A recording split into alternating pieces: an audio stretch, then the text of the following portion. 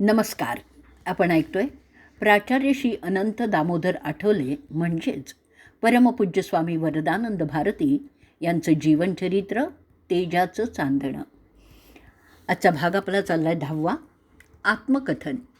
ज्येष्ठ शुद्ध एकादशी 1862 म्हणजेच 16 जून 1940चा काळ. 20 वर्षाच्या युवक श्री अनंतरावांनी आपलं शब्दचित्र या लेखात रेखाटलेलं आहे. मी खरंच लिहू का? जे लिहिण्याविषयी माझ्या काही मित्रांनी आग्रह केला आणि जे लिहावं असं मलाही वाटत आहे. मनुष्य स्वतःचे चांगले वाईट उद्दिष्ट साध्य करण्याकरता इतरत्र कितीही असत्य बोलत असला तरी स्वतःच्या विवेकबुद्धीकडे मात्र हे छक्के पंजे चालत नाहीत. यासाठी मी माझ्या सत्सद विवेकबुद्धीला सांगतो मी कसं आहे ते. आपलं शब्दचित्र लिहायचं ते काय केवळ दुसऱ्याच्या पुढे मांडण्याकरता का? सामान्यांचं आत्मवर्णन ज्याला त्याला आरशासारखं उपयोगी पडेलच की नाही? प्रांजळपणे रेखाटलेलं माझं स्वभावचित्र मला निश्चितपणे उपयोगी पडेल.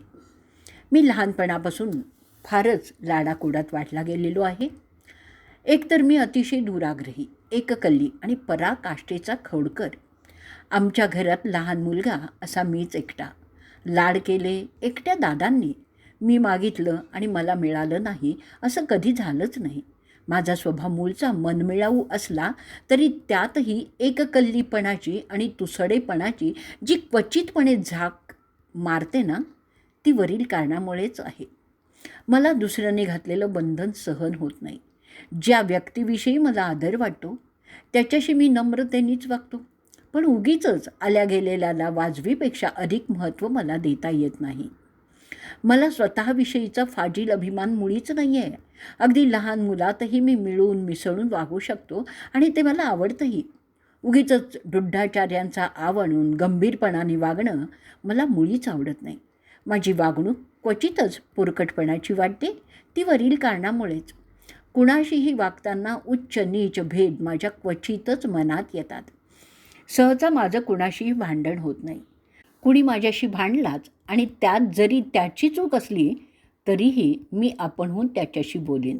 पण तरीसुद्धा जर दुसरा नीट वागू लागला नाही तर मग मात्र माझ्या मनात चिरकालीन अढी बसते. एखाद्याला पाहताच त्याच्याविषयी एकदम चांगला किंवा वाईट ग्रह करून घेण्याची मला वाईट खोड आहे. साधारण अनुभवानेही तो ग्रह मग पालटत नाही. कोकणस्थात सहसा आढळून न येणारा उदारपणा माझ्यात आहे. क्षुद्र बुद्धीचे विचार माझ्या मनात येतच नाहीत. एखाद्याला टाकून बोलणं मला आवडतही नाही. माझ्या ठिकाणी एकंदरीतच भीती कमी म्हणजे अगदीच मी निर्भय आहे असंही नाही. अंतःकरणाच्या कोपऱ्यात भीती वाटत असते पण मी ती अप्रकट ठेवू शकतो. माझी भावना जितकी हळूवार तितकीच माझी बुद्धी तरकट आहे. 2 छटेल बहिणींप्रमाणे या सारख्याच एकमेकींवर मात करू पाहतात. मी भावनाप्रधान असलो तरी एकदमच भावनेच्या आहारी जात नाही. लहानपणी मी शारीरिक तापापेक्षा मनस्तापच फार भोगला आहे. त्यामुळेच माझं मन अगदी कणखर झालेलं आहे. मी मूळचा प्रेमळ आहे, पण सूर्याच्या तापाला भिवून पाणी खडकाळ भूगर्भात दडून बसावं तसा प्रेमाचा प्रवाह इतर लोकांच्या अप्रेमळपणाने हृदयात फार खोलातून वाहत आहे. वास्तविक व्यवहाराच्या मरुभूमीत वावरत असताना कल्पनेच्या रम्य नंदनवनात विहार करण्याची मला फार आवड आहे. स्वस्थ पडल्या भविष्यकालीन आकाशात भरभराटाच्या किंवा अवनतीच्या रम्य भीषण कल्पनांचे पंख पसरूनच इतस्ततः स्वच्छंद विहार करण्यात मला फार आनंद वाटतो. कोणताही नियम धडपणाने तडीला न नेणं हा माझ्या स्वभावातील एक मोठा दोष आहे. आळसात पडून राहण्यात जरी मला सुख वाटत असलं तरी अंग मोडून कामही मी तितक्याच आनंदाने आणि सहजपणे करू शकतो. माझ्यावर सोपवलेल्या आणि मी पत्करलेल्या कामात हयगय क्वचितच होते. काम करायचं म्हटल्यानंतर सतत 13-14 तास मी कामही करू शकतो. शरीर सडपातळ असलं तरी काटकपणा भरपूर आहे. मी जितका संतापी आहे तितकाच प्रसंगविशेषी शांतही राहू शकतो. एकाच वेळी एकाच विषयासंबंधी 2 परस्पर विरोधी विचार माझ्या डोक्यात सतत खेळत राहतात. पुष्कळ वेळा माझ्या बुद्धिमत्तेकडे पाहून प्रज्ञावान लोकही थक्क होतात, तर काही वेळा मूर्ख माणूसही माझ्याहून अधिक शहाणा ठरतो. माझ्या भोळ्या स्वभावाचा विशेष असा आहे की दुसरा मला फसवत आहे ह्याची जाणीव असूनही मी फसला जातो. मला पूर्वी तोंड देखलं वागता येत नसे, पण अलीकडे मी तसं वागायला शिकलो आहे. अगदी साधं सरळपणे वागणं सभोवतालच्या परिस्थितीचा विचार करता परवडत नाही असं आढळून आल्यामुळे मनात राग असला तरी बाहेर शांतता असं तोंड देखलं मी वागायला लागलेलो आहे. मला ते जरी आवडत नसलं तरीही त्यामुळे वृथा होणारे गैरसमज टळतात आणि उगीचच अप्रियता वाढत नाही. माझा शनी आजकाल थोडा पालटलेला आहे, तो यामुळेच. वयाच्या मानाने मी वाचलं आहे पुष्कळ आणि विविध प्रकारचं, पण ते सगळंच विस्कळीत आहे. अभ्यासाच्या दृष्टीने मी काहीच केलं नाही, पण वाचनाची आवड मात्र अगदी लहानपणापासून. विषय कोणताही असला तरी मी त्याच्याशी समरस होऊन वाचू शकतो. शाळेतील अभ्यासात मी कधीच चमकलो नाही, क्वचित नापासही झालो, पण मला निर्बुद्ध मंद मात्र कोणीच कधी म्हटलं नाही आहे. मला एका शिक्षकाने माझ्या प्रगती पुस्तकावर आठवले, हा स्वभावतःच फार बुद्धिमान आहे, पण तो उनाडकीमुळे, दुर्लक्षामुळे आणि अव्यवस्थितपणामुळे स्वतःचं वाटोळं करून घेईल असा शेराही दिला होता. दुसरे एक मुख्याध्यापक मला म्हणाले होते, आठवलेला कमी गुण मिळाले याच्यावर जाऊ नका. तो मनात आणील तर तुम्हा सर्व विद्यार्थ्यांना तो मागे टाकेल. आणि खरोखरच माझाच निष्काळजीपणा मला फार नडतो. पण चांगली ठोकर बसली म्हणजेच तो गेला तर जाईल. दादांच्या जवळ बसून आणि सापडेल ते वाचून मला बहुश्रुतपणा चांगला आलेला आहे. त्यामुळे मी बोलू लागलो किंवा वाद करायला लागलो म्हणजे ते पुष्कळ वेळा जरी तर्कट असलं तरी लोक स्तिमितच होतात. मला कविता करण्याचा किंवा लेख लिहिण्याचा नाद आहे. वादविवाद सभातून वक्तृत्वाकरता मी पारितोषिकही खूप मिळवलेली आहेत. माझं लिखाणही बऱ्यापैकी असतं. माझी पहिली कविता नाही तर कवितेची पहिली ओळ मी 9व्या वर्षी रचली आहे. माझ्या लेखाची, बोलण्याची किंवा कवितांची पद्धत सावरकरांसारखी आहे असं लोक म्हणतात आणि ते खरंही आहे.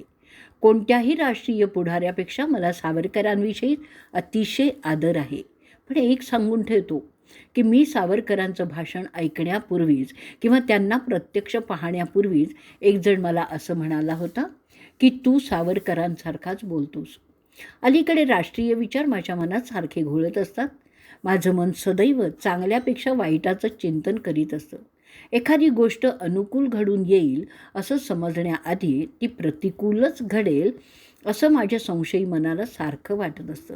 आणि या स्वभावामुळे मनस्वास्थ्य लाभलं नसलं तरी प्रतिकूल प्रसंग आला तर कसं वागावं याचा विचार मी आधीच केलेलाही असतो. आघात एकदम होण्यापेक्षा तो कळून आला तर धक्का कमी बसतो, हा नेहमीचा अनुभव आहे. मला शुद्ध लिहिता येत नाही. संस्कृत श्लोक म्हणतानाही अशुद्धाच्या चुका होतातच. कुठल्याही गोष्टीचा पद्धतशीर अभ्यास न केल्याचा हा परिणाम असावा.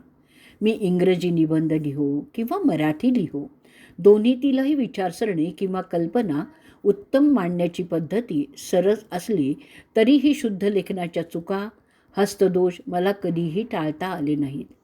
विनाकारण परकीय भाषा लिहिणाऱ्या, बोलणाऱ्यांचा मला फार राग येतो.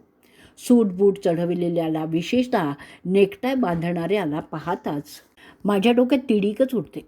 हिंदुस्थानसारख्या उष्णकटिबंधीय प्रदेशात काय आवश्यकता आहे बरं या वेशाची? विनाकारणच परकीय शब्द मिसळून धेडगुजरी बोलणाऱ्यांचा मला संताप येतो. त्यांचा उघड उपहास करण्यासही मी काही कमी करत नाही. मी लिहिलेलं लिखाण माझ्या अगदी निकटच्या अशा मित्रांनाच काय ते वाचून दाखवतो. इतरांना मी माझं लिखाण कधीच दाखवत नाही. तसं करताना मला संकोचच वाटतो. पुढे येण्याचा प्रयत्न मी माझ्याकडून कधीच करत नाही. प्रसिद्धीची इच्छा असली तरी हाव मात्र थोडीशीही नाही आहे. अर्थातच त्याकरता कोणता उपाय करण्याची माझी प्रकृतीही नाही. माझी बुद्धी प्रत्येक विषयात प्रावीण्य मिळवण्या इतकी अनन्यसाधारण नसली तरी कोणताही विषय फारसं प्रयास न पडता मला समजतो. स्मरणशक्ती चांगली आहे. स्वतःच्या स्वार्थाकरता मी दुसऱ्याचं नुकसान कधीच करत नाही. दुसऱ्याचं दुःख पाहून मला कनवाळा येतो. एखाद्याचा उपहास विनाकारण करणं मला आवडतच नाही. दुसऱ्याची टिंगल करण्यातच समाधान मानणं, अचरटपणाने वागणं मला आवडत नाही. मला जसं तिखट आणि चमचमीत पदार्थ आवडत नाहीत, त्याचप्रमाणे गोड पक्वान्नही मला नकोच असतात. चटण्या, कोशिंबिरीचा मला तर जवळजवळ तिटकाराच आहे. कुठे जेवायला जाणं यामुळेच मला आवडत नाही. मला जेवण अगदी साधंसुधंच आवडतं. एखादं कालवण, भाकरी किंवा पोळी आणि तूप. सर्वस्व गोरसाची मला फार आवड आहे. व्यसनच आहे म्हणा ना. सर्व प्रकारची फळं मी आवडीने खातो. जेवण साधं असलं तरी भात मला अप्रिय आहे. स्वच्छंद वागणं मला फार प्रिय आहे. पण मी कधी तसा वागलोच नाही. मला मित्र बरेच आहेत. माझ्या ओळखीही पुष्कळ ठिकाणी आहेत. माझ्या उदारपणाचा किंवा किंचित ढिल्या स्वभावाचा फायदा घेणाऱ्यांची संख्याही मोठी आहे. निष्कपट स्नेही आहेत, पण ज्याच्याशी मला समरस होता येईल असा कोणीही नाही. मला पांढरे कपडे फार आवडतात, पण कोट आणि टोपी मी निरुपायाने इतर रंगाची करतो. पांढरी खादी टोपी मी कधीही घालत नाही. त्याचं कारण एकतर ती माझ्या गोल आणि मोठ्या डोक्याला शोभत नाही आणि ती ज्या पक्षाची द्योतक आहे त्या पक्षाच्या प्रचलित राजकारणाविषयी मला थोडीसुद्धा आदरभावना नाही. मला कशाचंही व्यसन नाही. हॉटेलात मी कधी जात नाही. कधी विडा सुपारी खातो, पण त्या वाचून काही अडत नाही. मी एका बैठकीला 11 सुपाऱ्याही खातो, तर 11 दिवसात मला तिची आठवणही होत नाही. माझ्याशी रक्ताचा संबंध असलेली जिव्हाळ्याची मंडळी मला फारशी कोणी नाही आहेत. केवळ ऋणानुबंधांनी संबंध आलेल्या मंडळींनाच माझ्यावर फार माया आणि ममता केलेली आहे. याचं कारण काय असावं याचा विचार करणं अद्यापही मला जमलेलं नाही. मनोही जन्मांतर संगीतज्ञम, हेच खरं आहे. मला माझ्या आईपेक्षाही दादांविषयी अधिक प्रेम आणि आदर वाटतो. त्यांनी माझ्यावर केलेलं प्रेम कुठल्याही आईबापांनी आपल्या मुलावर केलं असतं त्याहून अधिक आहे. त्यांचं जे माझ्यावर प्रेम आहे ना, त्याला कुठली उपमा द्यावी हेच मला कळत नाही. कृष्णाचं अर्जुनावर होतं तसं ते काहीसं म्हणता येईल, पण अर्जुनाची योग्यता माझ्या ठिकाणी कुठे आहे? इतरांनी माझा तिटकारा केला हेच बरं झालं. नाहीतर या अलौकिक प्रेमाची खरी महती मला कळलीच नसती. दादांच्या प्रेमाला मर्यादा नाही, उपमा नाही. ते सागरासारखं अथांग आहे, पण समुद्राला कितीही भरती आली तरी ती समर्याद आहे. ते प्रेम आकाशासारखं अनंत आहे. माझ्या अंगातील जे काही आहे ती जरी स्वतःची कमाई असली तरी माझ्यात जेवढं म्हणून काही चांगलं आहे ते सगळं दादांचं आहे. माझ्या स्वभावातील जो काही थोडासा चांगला भाग आहे तो दादांच्या प्रेमवर्षावातूनच मला लाभलेला आहे. जशी भगवान सूर्याच्या किरणवर्षावातून पंकजाला प्रसन्नता लाभते. पुणे. हा लेख मुळातच फार सुंदर आहे.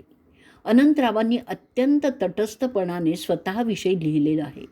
त्यांचं हे आत्मकथन अत्यंत प्रांजळपणे केलेलं त्यांच्या 20 वर्षाच्या जीवनाचं सिंहावलोकनच आहे.